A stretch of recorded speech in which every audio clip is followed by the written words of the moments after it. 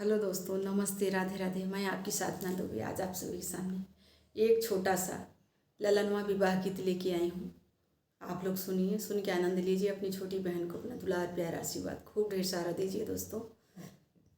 और आप लोग अपना प्यार दुलार देंगे तभी हमारा उत्साह बढ़ेगा, तभी मैं हर दिन आप लोगों के सामने वीडियो लेके हाजिर रहूँगी। दोस्तों, अपनी बहन का उत्साह ज़रूर बढ़ाइएगा। आइए, देर न करते हुए वीडियो को आगे बढ़ाती हूँ। अरे घर में से निकली बेटी हो कमनी दे दिहली, कलश ढर काई रे ललन वायर दिहली, कलश ढर काई रे ललन वायर दिहली, कलश ढर काई रे ललनवा।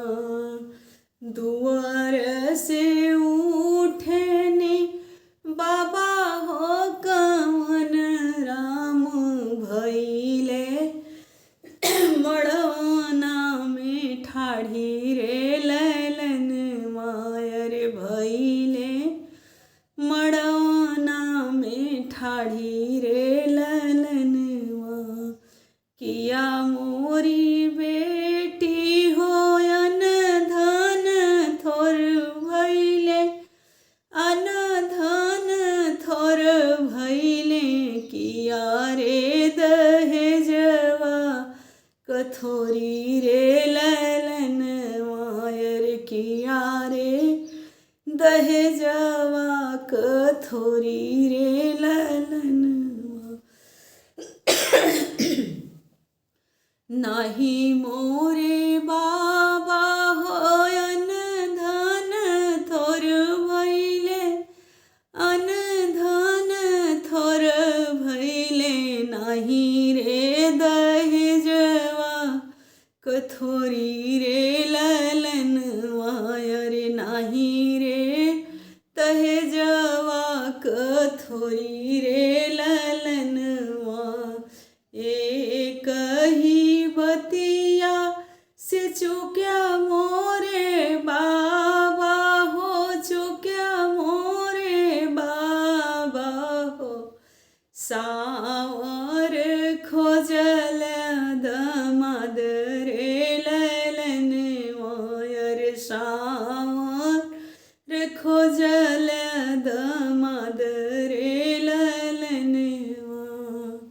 सावर सावर जिनी कर बेटी हो, जिनी कर बेटी हो, सावर प्रभु श्री राम रे ललन वायर, सावर प्रभु श्री राम रे ललनवा।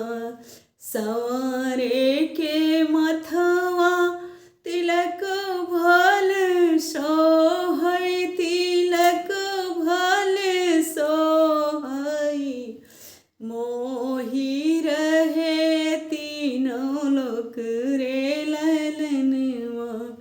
अरे मोही रहे तीनों लोक रे ललनवा। सवारे के मथवा तिलक भल सोहई, मोही रहे तीनों लोक रे ललनवा। अरे मोही रहे तीनों लोक रे ललनवा। धन्यवाद दोस्तों। यह ललनवा गीत, ललनवा विवाह गीत, बेटी का विवाह गीत है। आप लोग को जैसा लगे कमेंट में ज़रूर बताइएगा। बेटी विवाह गीत है।